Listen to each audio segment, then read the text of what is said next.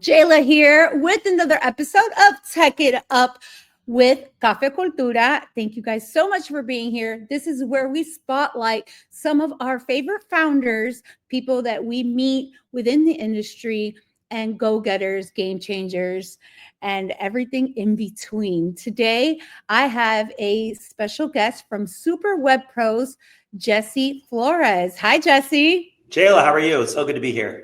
Good to meet you. Well, we got to speak a little bit prior to this, but I always tell everybody I meet you along the podcast with the listeners, just because of the way that I love to have these conversations. Is just like I'm getting to know you as well. Yeah. Even though I might know a little bit more, but we won't let them know. Well, in this world where like everybody is always public anyways, like how much does anybody know or not know about anyone, right? I mean, I feel like you Google somebody, you can see all sorts of stuff and you're just seeing the curated stuff anyway. So who knows?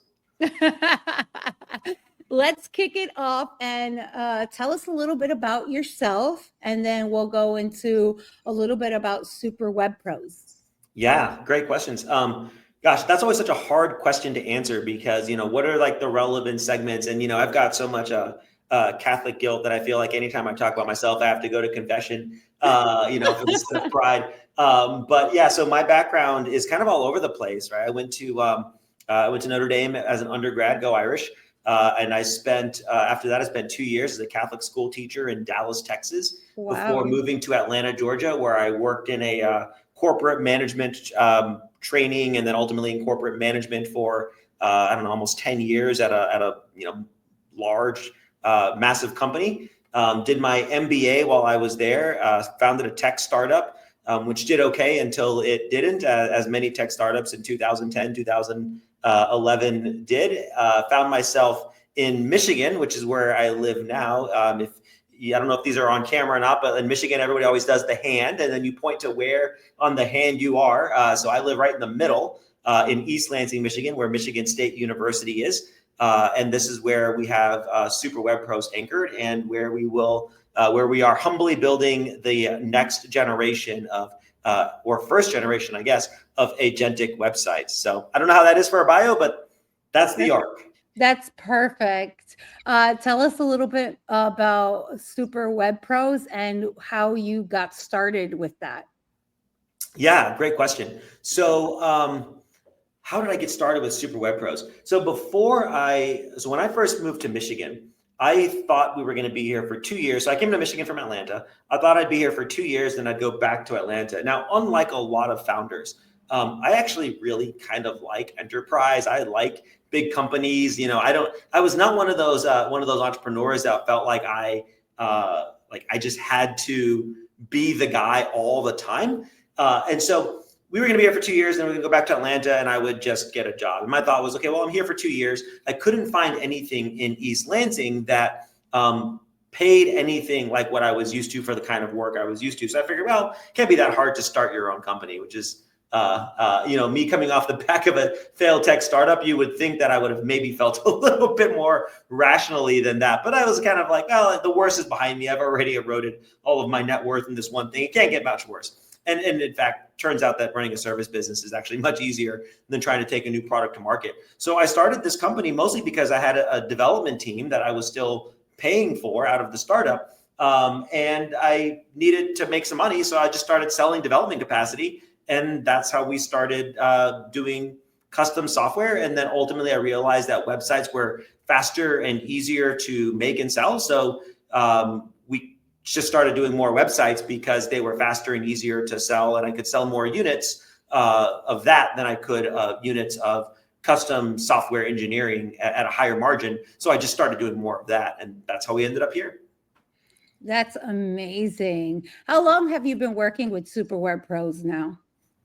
Gosh, I started the company in 2015, maybe. I think that's when I moved up here, maybe 2014. It's been about 10 years at this point. That's amazing. And like you said, you were a beginning failed founder. You went through that. I think many people, and like they say, you got to fail, but you got to fail quickly. How did those experiences help with Super Web Pros and getting that started? Yeah, that's a great question. I feel like we could do a whole episode, like an audio On just that, right? on that topic. So I'll tell you a couple things that I learned. So one is how much more important market is than product. I think one of the things that you think when you found a company and when you start trying to take something to market, you think it's all about the product. And the product certainly matters at some level. The service certainly matters at some level, but the market matters more. Because if you don't have hungry customers, that doesn't matter what you have. Like there's no exchange of money.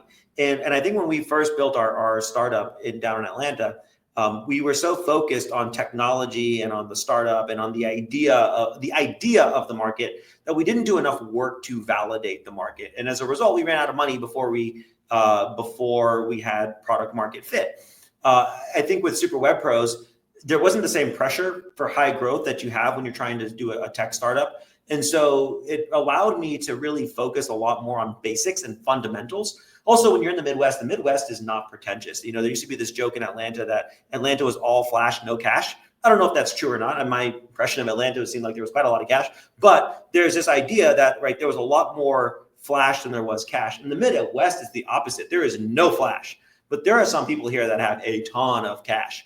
And it's because they run their businesses like responsible stewards, right? And that's just very different than the kind of culture that I had come up with out of that tech startup culture. And so learning that fundamentals mattered, learning that market mattered more than product, learning that the fundamentals of a business, things like margin and your cost structure mattered quite a bit.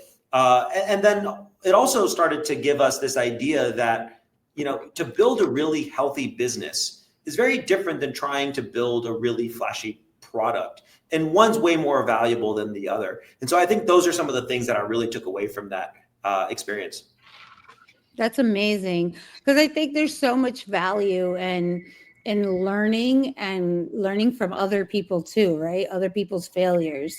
Sometimes you come across these people for a reason, and I think that obviously you did something beautiful, which was turn that into a positive thing and then create something different that you're able to share this knowledge as well.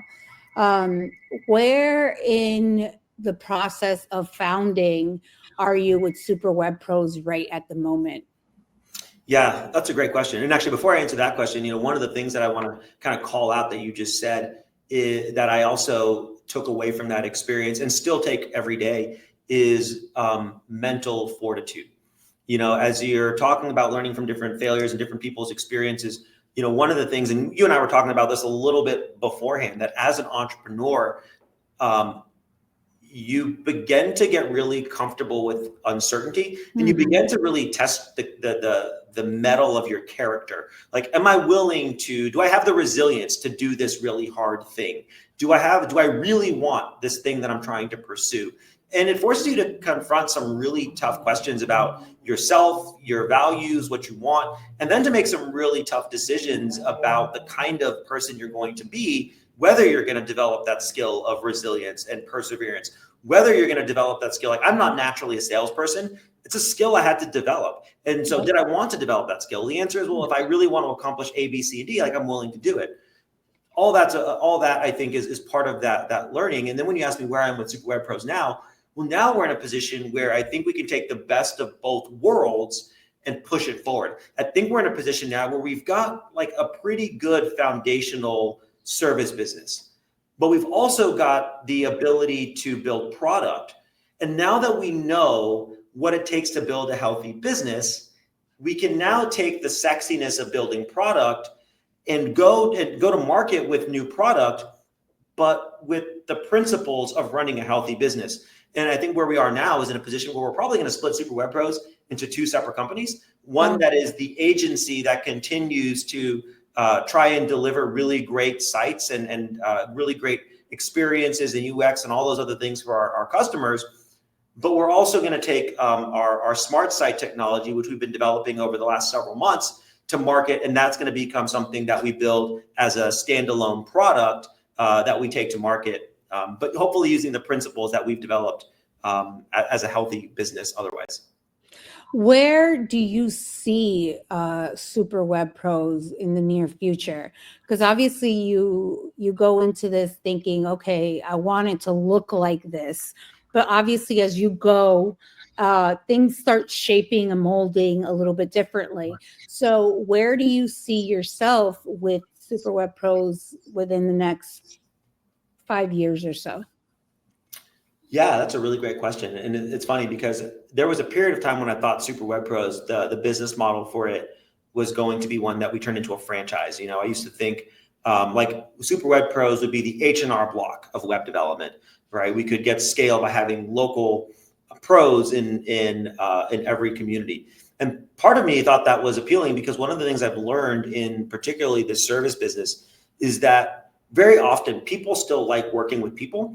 And if you have a relationship with someone, especially if your kids play on the same soccer team and you see each other at all the same events, like you are more likely to have a longer term profitable relationship that also can withstand ups and downs, as all relationships have. Even professional relationships in many cases will hit those. I mean, that's a whole other episode on things.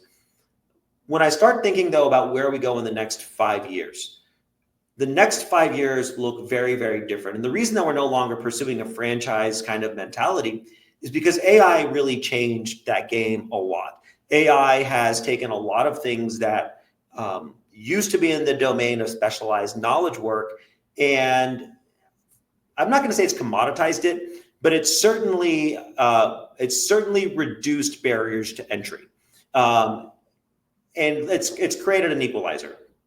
So when I saw, for me, the pivotal moment was when I read the CEO of Google's report in December of last year, and he was talking about how much generative AI had eaten into Google's business model and how they were pursuing the agentic web alongside of ChatGPT or OpenAI and others. It became really clear to me that the fundamental networks that we've been using for the last 30 years since the inception of the internet are going to change. And so that was when we started really going head first into our smart site product, which is designed to take existing websites and upgrade them to be usable not just by humans, but by humans and AI, so that these websites are able to become themselves agents. Because there's already millions and millions of websites out there on the network.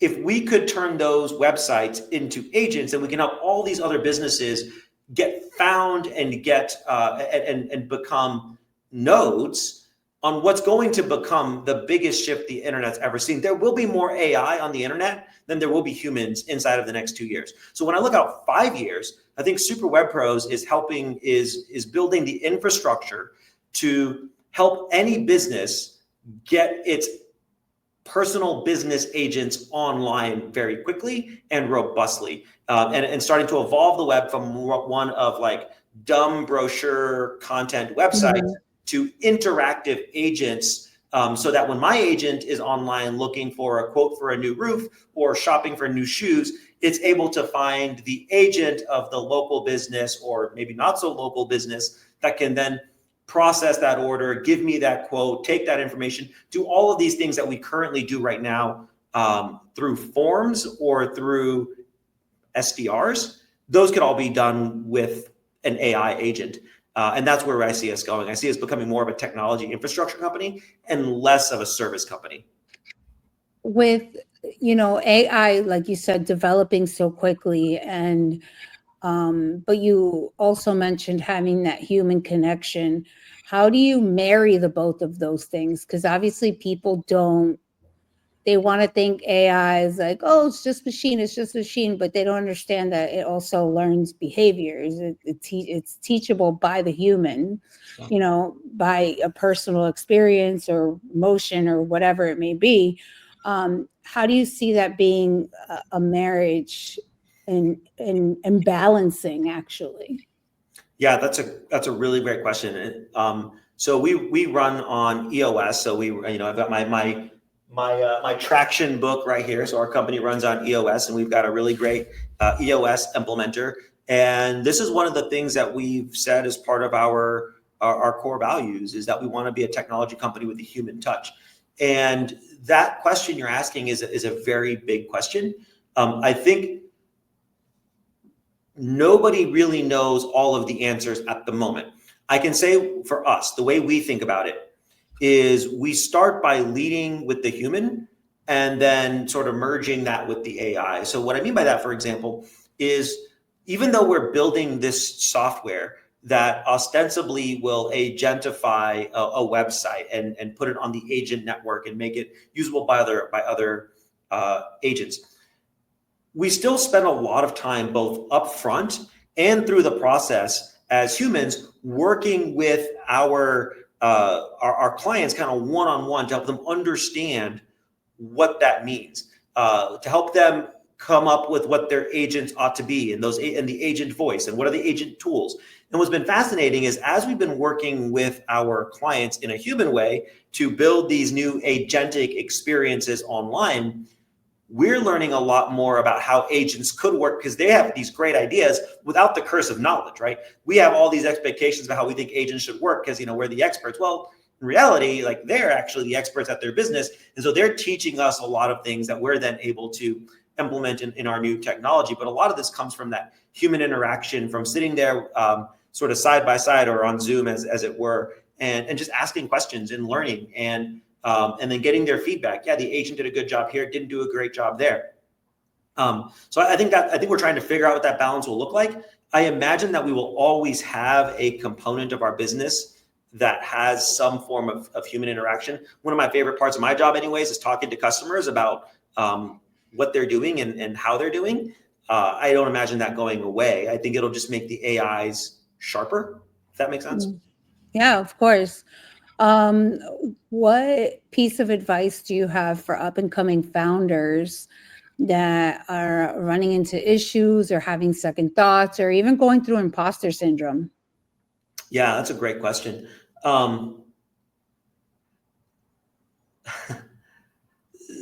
So my answer to this question would be actually to ask them a question. It's like, do you really want this and why? I feel like there are, I'll use myself, like there is like a sexiness to being, an entrepreneur and feeling like you can, raise this and you want to be on Forbes or whatever those things are. Like, I feel like in the startup culture, there's like this identity sheen that comes with being an entrepreneur. And one of the things I love about being in the Midwest is like the Midwest, different from other parts of the country that I've lived in. Like the Midwest is just very like foundational values kinds of people, right? And I remember talking with some of my buddies and saying this is where we want to go, and I want to take the company public, I want to do this, and they're like, well, why? And I'm like, that to me, like that didn't even feel like a question, like I don't, because I can, but it's actually a really, really important question because if you don't have a strong why, like it's going to be very, very difficult to deal with all of the ups and downs, stresses and anxieties that come with trying to build something. So I think what I would ask is to be really clear on who you want to serve and why you want to do it. Of all of the things you could spend your time and energy on, why is this the thing you are choosing to put all of your mental and physical and emotional energy into it? Because you're going to have to sacrifice time with family, money, security, any number of things. You're going to have to make sacrifices, and you want this to be worth it. So that would be my question. It would be, I wouldn't have a piece of advice. I would ask you a question. I would say, like, you really want to think about why you're doing this, who you want to serve, and why you're doing it to make sure that it's worth it. And if it's not worth it, don't do it. There are frankly lots of other ways to make more money than being an entrepreneur. I love that. Thank you so much.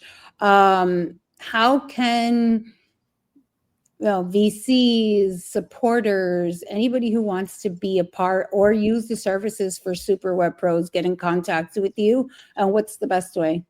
That's a great question. So LinkedIn might be probably the fastest way because I tend to be, I was off of social media for like 15 years and now I'm getting back onto it and I'm kind of obsessed with LinkedIn at the moment. So hitting me up on LinkedIn might be the fastest way to get a hold of me. And then obviously if you go to our website, superwebpros.com, we've got our website is a smart site.